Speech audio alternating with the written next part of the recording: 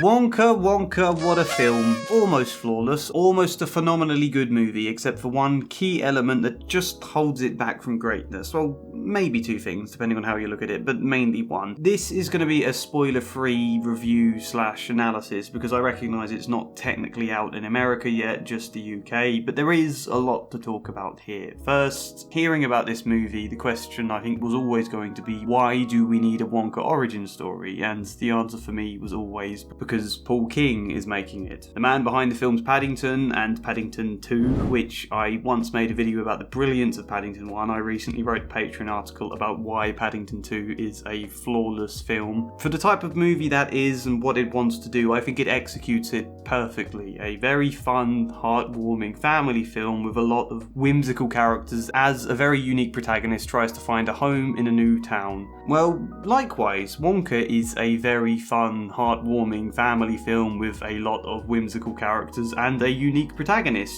trying to find his place in a new town. We all knew this was a type of movie Paul King could do very well. The questions for me were, one, can he do it differently to Paddington? Can this be a whimsical family film with its own identity and not just Paddington again, only with Willy Wonka? And the answer to that is yes and no. And two, can it actually work with Willy Wonka? Because this is a much grander story. It's also always going to be compared to the Gene Wilder and Johnny Depp Wonka films, and it has to manage that somehow. Either really establish early on, no, this is its own thing, you can't measure this against those films, or lean into it and make something of a love letter to those films. I watched this with Kirsty and she was pointing out endless nods this film made to the Gene Wilder movie, from the cane that sticks into the ground when he lets go, the same dance moves as Gene Wilder, a very similar costume, obviously the Pure Imagination song with a nice variation added to it, Lofty the Oompa Loompa delivering the same I said good day line that Gene Wilder so iconically shouted at Grandpa Joe. I said good day! So shines a good deed in a weary world.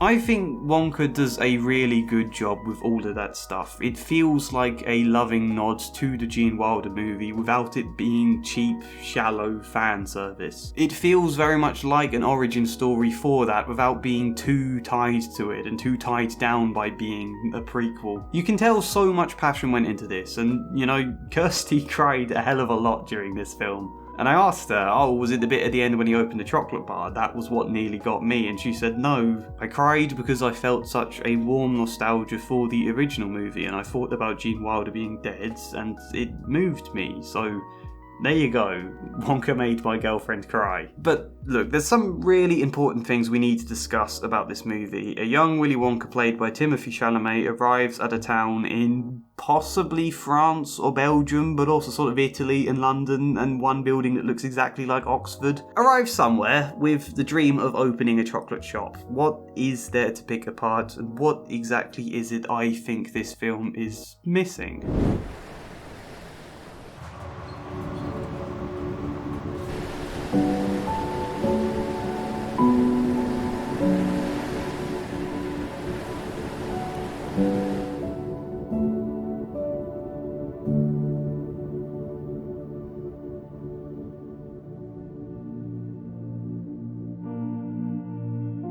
This is quite a bold movie, you gotta give it that. There are attempts to murder Wonka, done in a cartoonish way, but still. There is the fact we kind of have a drug cartel here, 3 chocolatiers who have got an absolute monopoly on the town and bribe the police to do their dirty work. We have a corrupt church that indulges in the sin of being chocoholics, rather than, you know, something more sinister. I think my favourite joke in this film, by the way, is Rowan Atkinson as a priest addressing his 500 chocoholic monks who all respond to him in synchronized chants. That's such a perfect joke here. But there's also a lot of themes to do with debt. Good people being crushed by debts placed upon them. The greedy of the world beat the needy every time, I think the line is that gets repeated. We need a bit of darkness here for this film to actually work, I think. It's a film about a young Wonka with no money to his name, just running out with nothing but his dreams and a dashing talent for chocolate, and him finding his way to succeed in business. That could have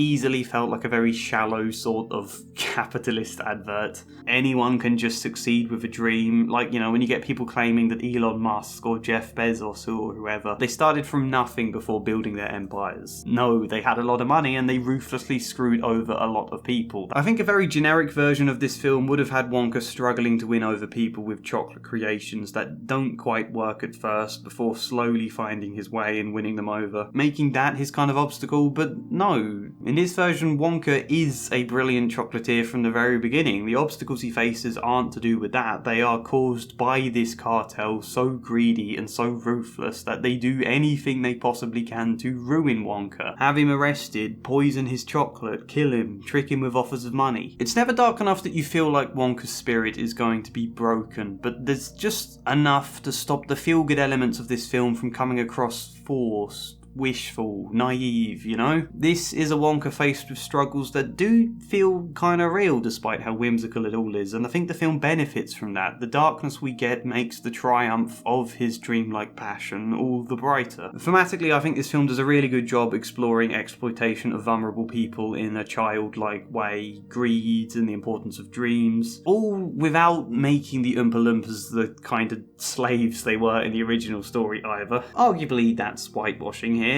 Well, it is. I can see why people might criticise this film for that, and possibly also for fat shaming. Although I see the police chief slowly growing bigger from feasting on his bribes of chocolate, more like a kid-friendly version of him being exploited for a drug addiction or some level of corruption. But yeah, the Oompa Loompas are very respectable people here. Wonka sees Hugh Grant as a funny little orange man to catch in a trap, like a mouse or a rat, but no, he is not one to be put in a jar, thank you very much. He is a gentleman, and he is here to collect a debt. I'm starting to really like Hugh Grant as an actor. As someone who rolls his eyes at rom-coms, I never really rated him at all until I saw Paddington 2, which I think is the performance of Hugh Grant's career. But he's equally very good here. I think he is made to play whimsical characters in comedy films. You know what, before we move on, I might as well throw out all the other stuff I found great about this film. I think the cinematography is great, the music, Timothee Chalamet can very much sing, and you get a lot of actual story development happening during the songs, rather than, just like when films halt everything for a musical number before then continuing forwards. We get progression during the song, and I enjoy the way it kind of uses the comedy of people interrupting and talking over the song while they're trying to sing it, and a kind of back and forth with that. There is a CGI giraffe that I think looks wonderful. The scene where you meet it is very touching. I think the humour works here. Didn't make me laugh out loud as often, I think, as the Paddington films did, but all the jokes are still really good. They never feel awkward or bad. The pacing is really good. I think the narrative flow of this story too, mostly it all just sweeps you along. There are a couple of beats that feel a little bit formulaic, where you're like, okay, this is the bit in the movie where we get the backstory, this is the bit where we learn about Noodle's family, those kind of moments, but that's not exactly a problem. That's fine here. I genuinely think everything about this film is really solid, and you get a lot of small performances from great actors and comedians just popping up all over the place, clearly having the time of their life in this. Phil Wang is here, Simon Farnaby is back, Patterson Joseph is an icon for anyone who's watched Peep Show. So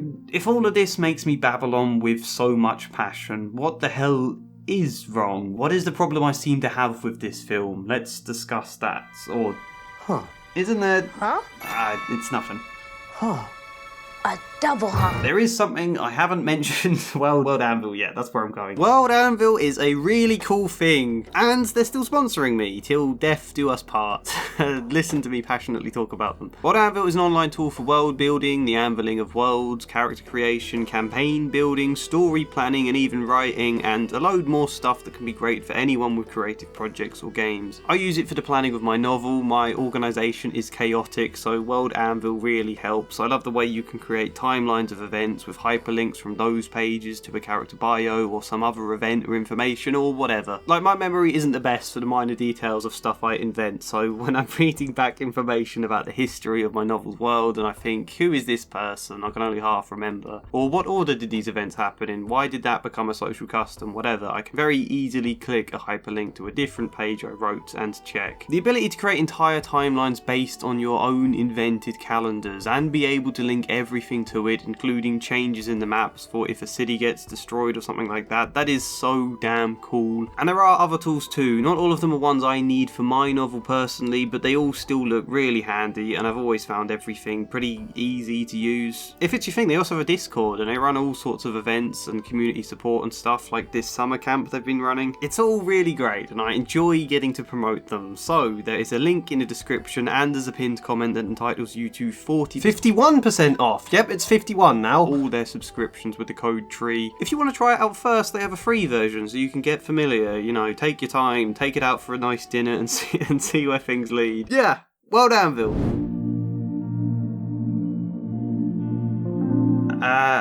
People are gonna hate me for saying this. Bear with me though, because it's not as straightforward as it sounds.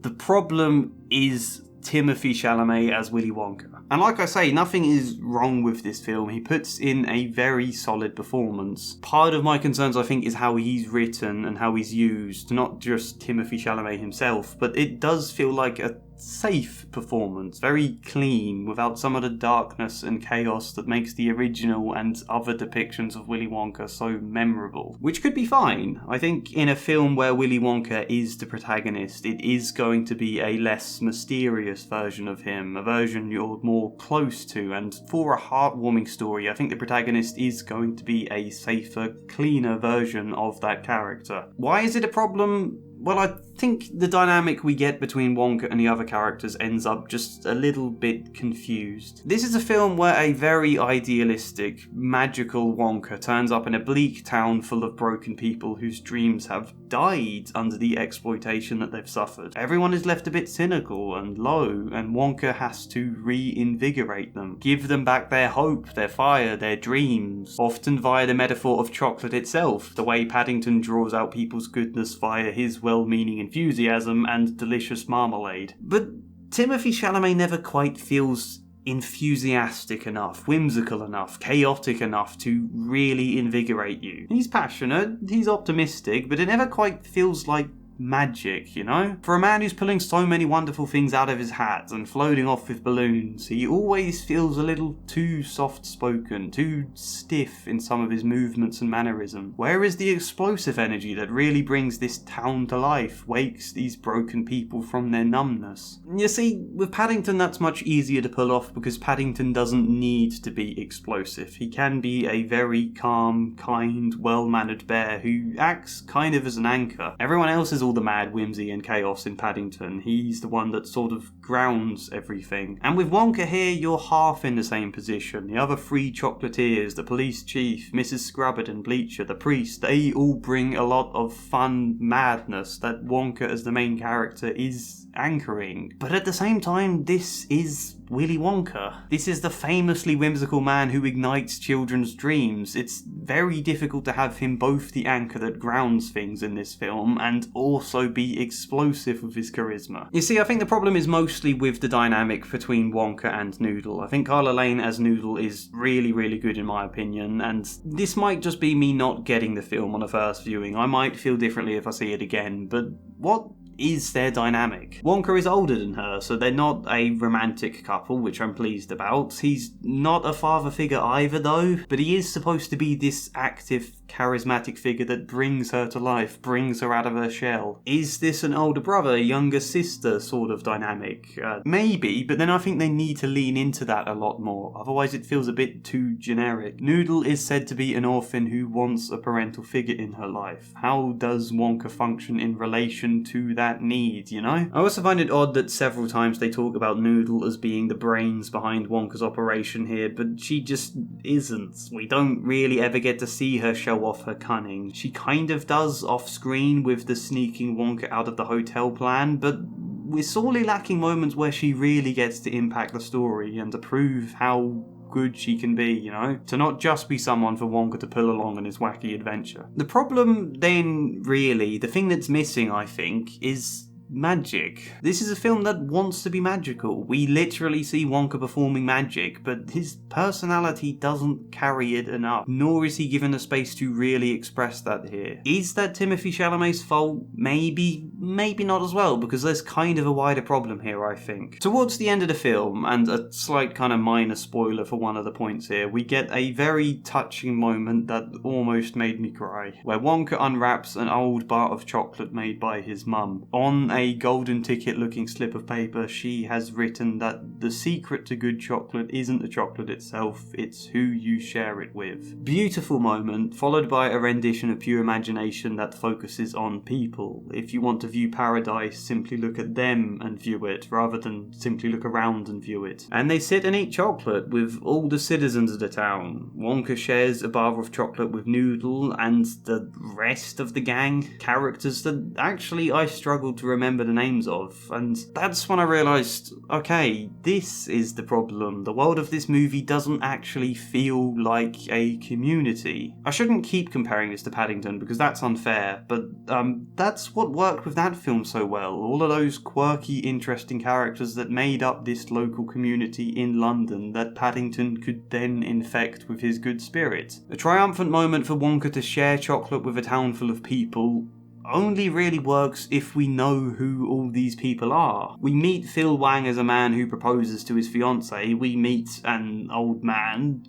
That's kind of it. Where's the community here, you know? Everyone else is either a villain or it's Noodle and the other four characters from the hotel. Abacus Crunch, the ex-accountant, Lottie Bell, an ex-telephone operator who's struggling with mutism. I really like how they handled that here, by the way. Piper Benz and Larry Chucklesworth, IMDb tells me they're called. This ragtag crew of characters never quite get to feel like they've formed a family, because none of them, apart from Wonka and Noodle, ever get enough time to really express themselves this film. And when we get the heist moment where all their unique talents are going to come together to pull off something daring as a team for the third act, it all feels a bit rushed. Larry Chucklesworth's talent is that he can talk like he's underwater. I was thinking, okay, well, what creative way is this going to come in handy? That's intrigued me, and it never really does. It doesn't particularly matter, that talent. These things aren't bad, it's not lacking and wrong in the film, it's just they all needed just that little bit more to really shine. I wonder if there were some good moments that just got trimmed out in the final edit that would have made all of them feel more impactful and built their relationship up so that they do feel like they've formed a family.